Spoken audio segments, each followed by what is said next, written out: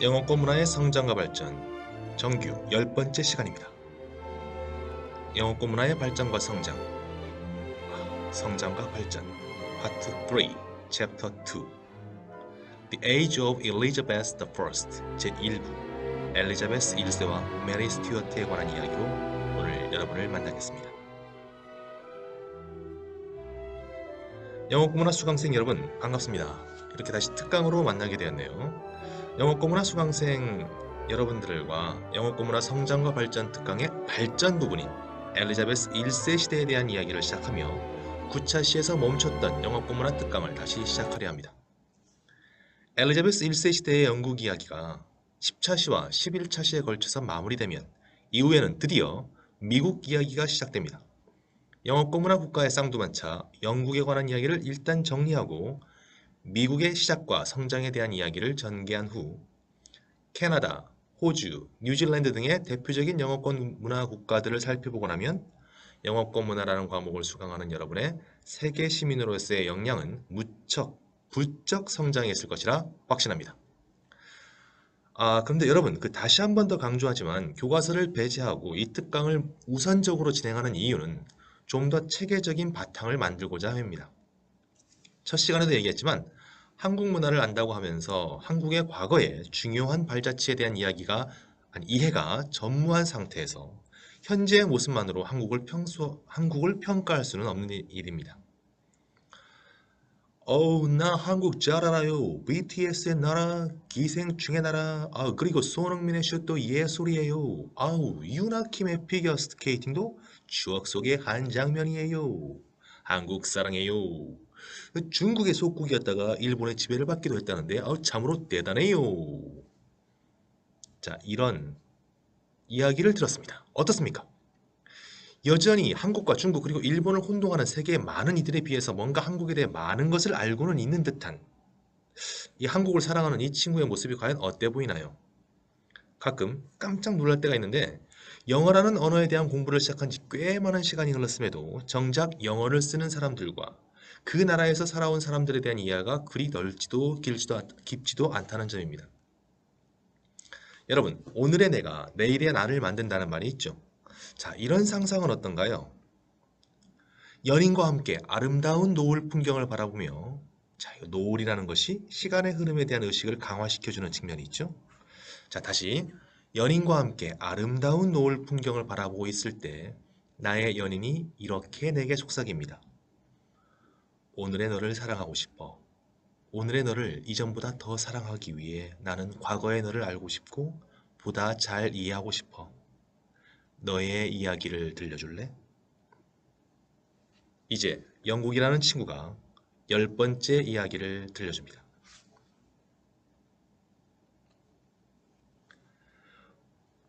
블러디 메리의 시대를 지나 이제 엘리자베스 시대를 맞이한 영국, 국교회에서 가톨릭 국가로 회귀하면서 겪은 혼란, 그리고 가톨릭 국가 스페인을 지원했던 프랑스와의 전쟁에서 상실한 유럽 대륙 최후의 보루 칼레, 헨리 8세의 차녀 앤 볼린의 딸 엘리자베스가 국교회 세력의 지원에 힘입어 왕위에 오른 직후의 여건은 영국에게 그리 쉬운 상황이 아니었습니다.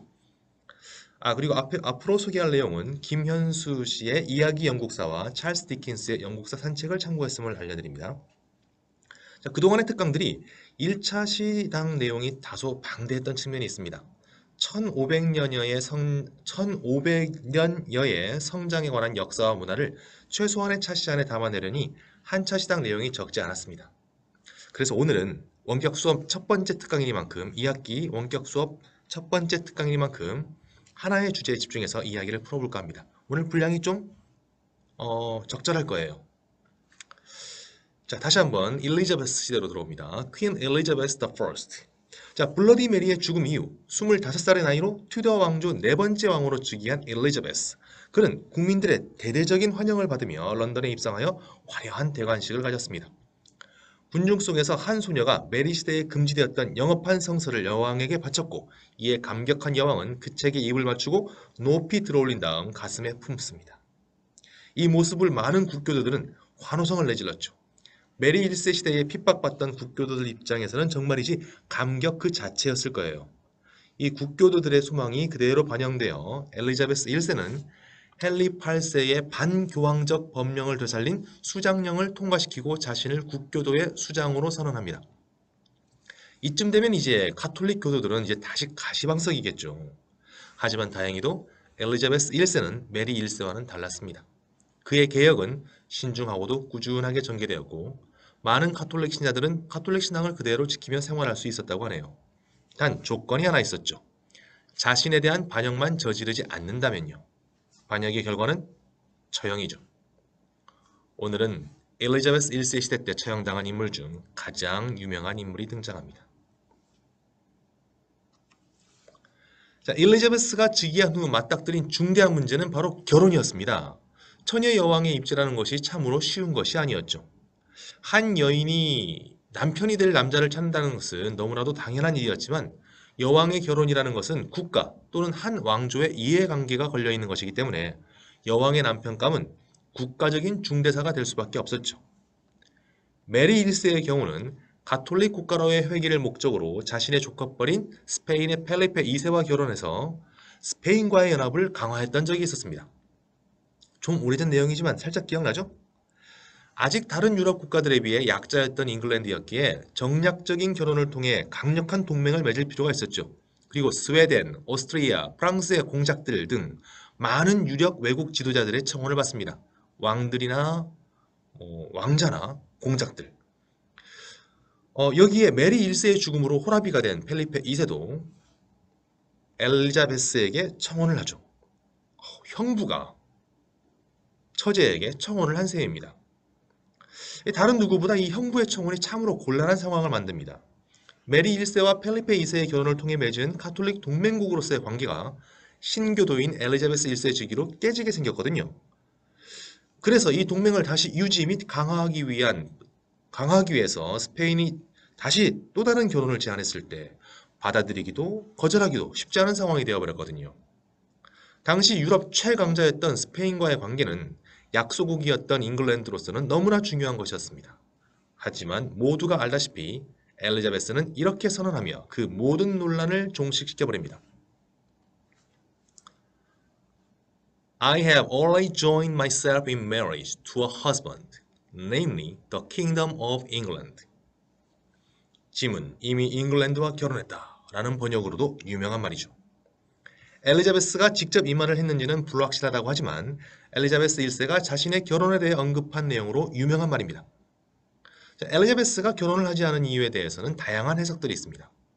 불륜의 죄를 선고받고 처형당한 어머니 앤 볼린의 영향이다라는 설도 있지만 이보다 더 궁극적인 이유는 권력을 나누고 싶지 않아서가 아닐까 하는 해석이 있습니다. 남편의 국가와 권력을 나눠야 하고 때로는 그 남편의 국가의 이익을 위해 움직여야 하는 경우가 있겠죠. 마치 메리 1세의 경우처럼요. 그렇다면 잉글랜드의 남자를 선택하면 되지 않을까요? 하지만 그렇게 되면 진짜 권력을 나눠야겠죠. 무소불위의 권력을 휘둘렀던 헨리 8세의 딸이라는 점을 생각해 볼 때 권력을 호락호락 나누지는 않았을 거예요. 하지만 국가와 결혼했다라고 선언한 여왕은 국민들로부터 많은 사랑을 받습니다. 하지만 이것이 또한 엘리자베스 1세의 고통의 시작이기도 하죠. 결혼을 하지 않았다라는 것은 엘리자베스 1세 사후 왕위를 이어갈 후사가 없다는 얘기이기도 하니까요. 엘리자베스 1세의 뒤를 이을 후계자, 즉 왕위 계승서열 1위에 있었던 이의 존재는 여왕에게 있어 너무나 큰 고통이었습니다. 메리 스튜어트입니다. 메리 스튜어트는 스코틀랜드 왕가의 공주였고 프랑스 왕비였으며 스코틀랜드의 여왕이었습니다. 그리고 잉글랜드의 제1왕위 계승자이기도 했죠. 당대 가장 뛰어난 미인으로도 유명했고 그 지적인 능력으로도 굉장히 사교계에서 유명했던 그런 인물이었습니다. 자, 그러면 예전에 살펴봤던 튜더 왕조 가계도를 다시 한번 살펴보도록 하겠습니다. 헨리 7세가 튜더 왕조를 개창을 했죠. 그리고 그의 아들 헨리 8세가 그 뒤를 잇습니다. 헨리 8세에게는 그 누이 마가렛이라는 누이가 있었는데요. 이 마가렛 튜더가 스코틀랜드 왕 제임스 4세와 결혼합니다. 그리고 제임스 4세와 마가렛 사이에 태어난 이가 바로 제임스 5세죠. 그리고 제임스 5세는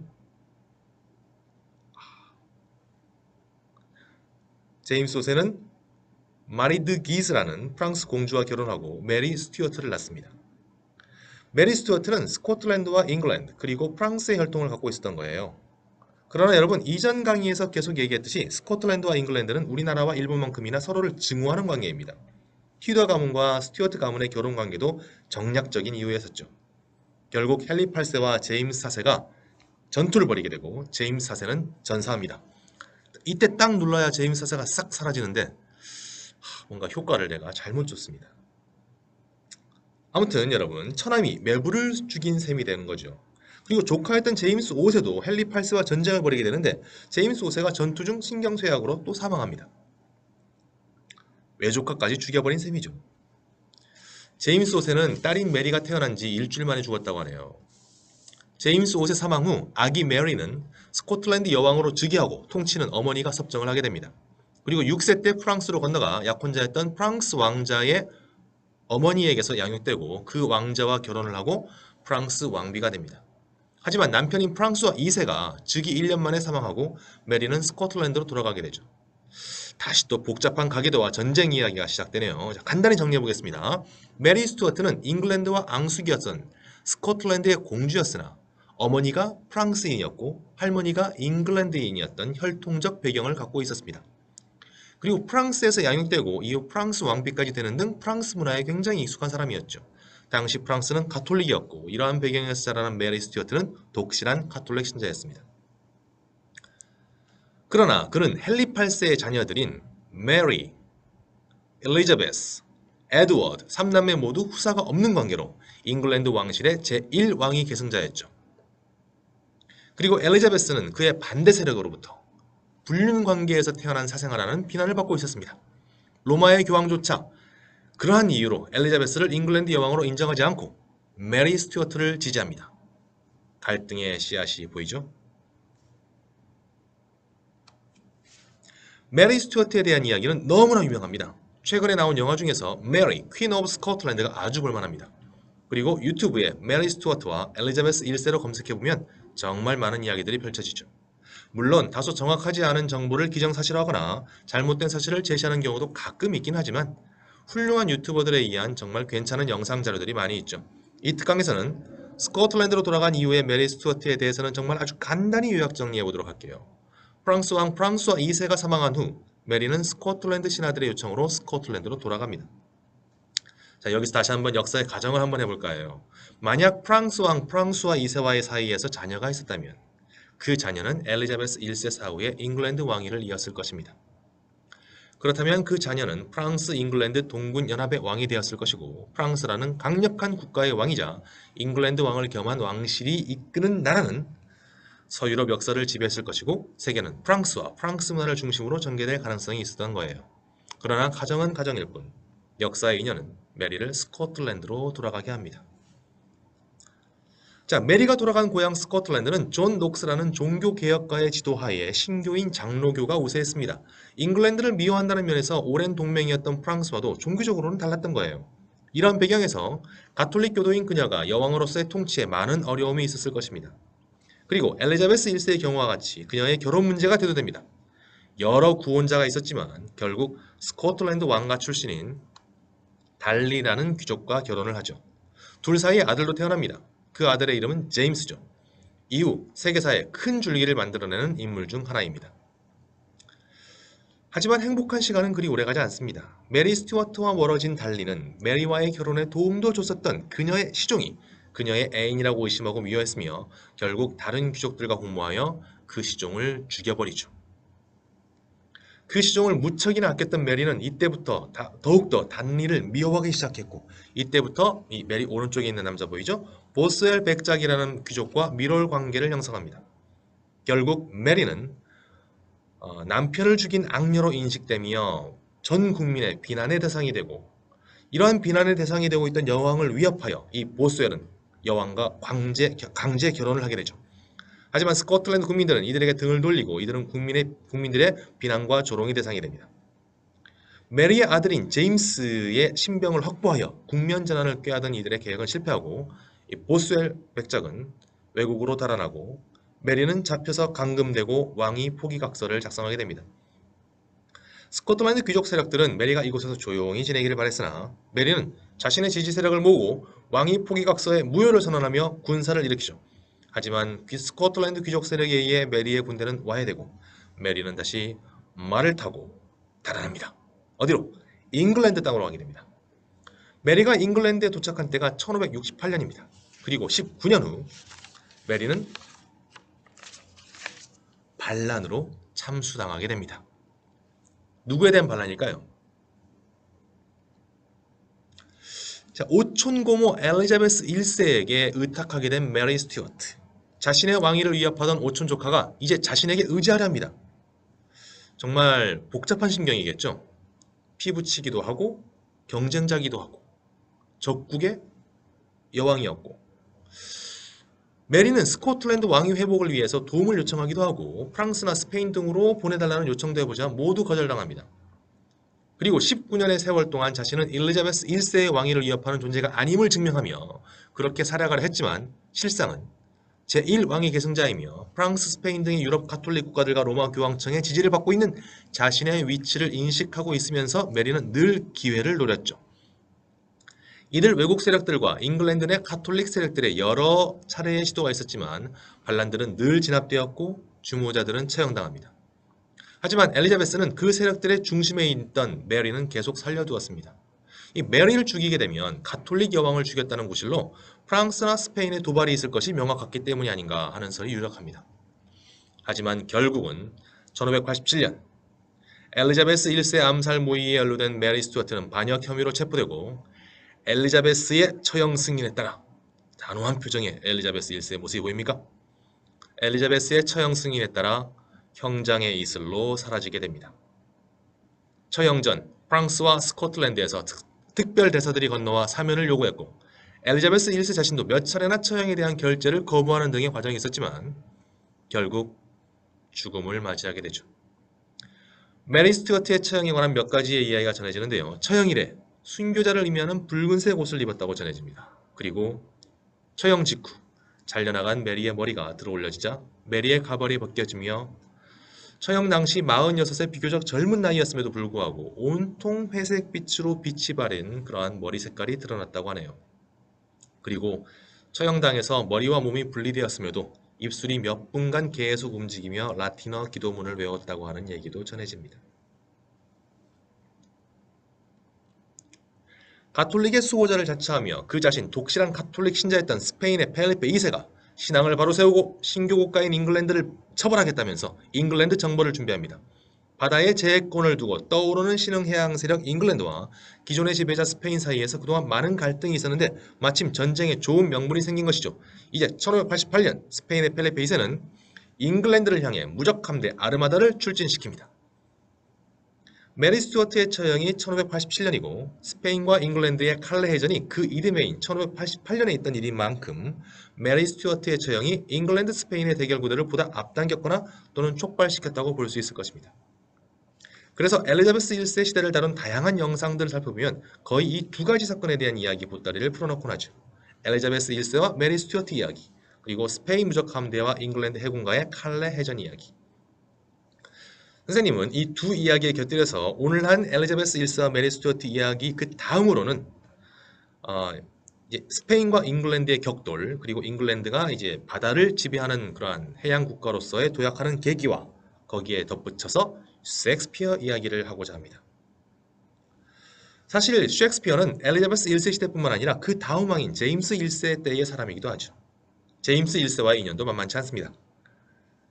그래서 다시 한번 얘기하지만 다음 이야기는 칼레전을 통해 바다의 새로운 지배자로 등장하게 되는 잉글랜드, 그리고 이와 더불어 잉글랜드 황금 시대의 천문을 열었다고 평가받는 엘리자베스 1세 시대 때에 또한 영어의 새 시대의 문을 열었다고 평가받는 셰익스피어와 영국 르네상스 시대의 이야기를 해보도록 하겠습니다. 자, 오늘 좀 간략하게 여러분에게 엘리자베스 시대의 첫 번째 에피소드 이야기를 전해드렸습니다.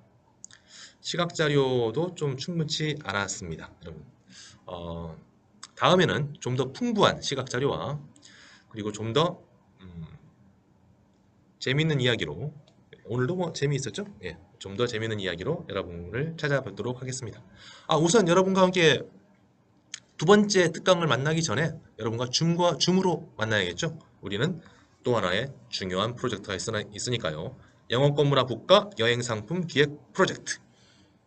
그리고 여러분 이제 이 영상을 마치기 전에 한 가지만 여러분에게 다시 한번 당부하겠습니다. 여러분, 영어권 문화 국가 여행 프로젝트예요. 영어를 쓰는 나라에 한정됩니다. 프랑스, 러시아, 체코, 또 어디였더라? 이탈리아, 또 덴마크도 있었던 것 같아요. 굉장히 다양한 곳을 가고 싶겠지만 우리의 교과가 영어권 문화 국가를 탐색하는 것이니만큼 영어권 문화 국가의 영역 내에서 여행 상품을 기획하면서 그 안에서 여러분의 문화적인 소양, 언어적인 실력 향상시켜 보도록 합시다. 오케이 여러분, 그러면 다음 시간에 뵙겠습니다. See you next time.